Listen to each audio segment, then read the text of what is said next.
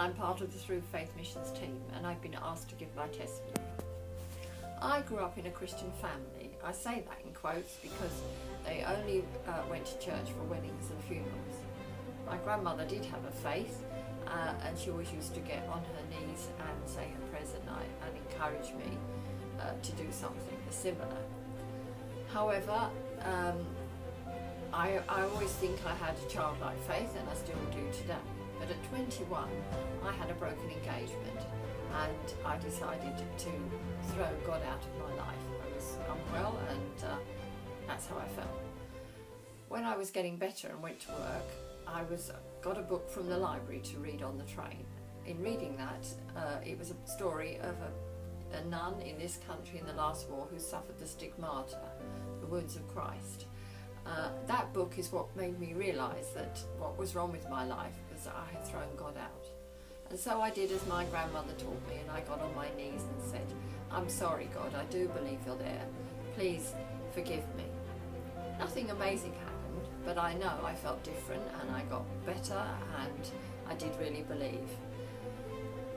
When I was, after I'd been married and had my third child, I decided to go to a Bible study course in my village, and at that point it really started to come to life, which it hadn't done previously,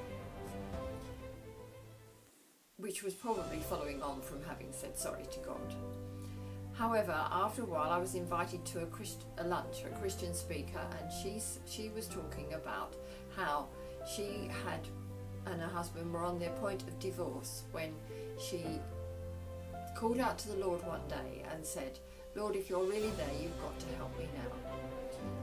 A short while after, a phone rang, and it was a lady from church saying, "I don't know why I called you, but I think we need to talk." So she did. She went to see this lady and told her all kinds of things. And as she was leaving, she said to her, "Have you ever asked Jesus into your life?" And she said, "What do you mean? I've always gone to church. I went to a convent school and I do things." She said, "Yes, but have you ever asked Jesus into your life? Because it says in the Bible, in Revelation 3:20, I stand at the door and knock, and whoever invites me in, I will come and be with him and he with me."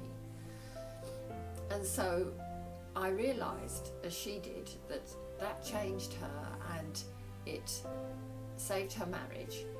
And I realised too at that point that is what I had done all those years before when I got on my knees.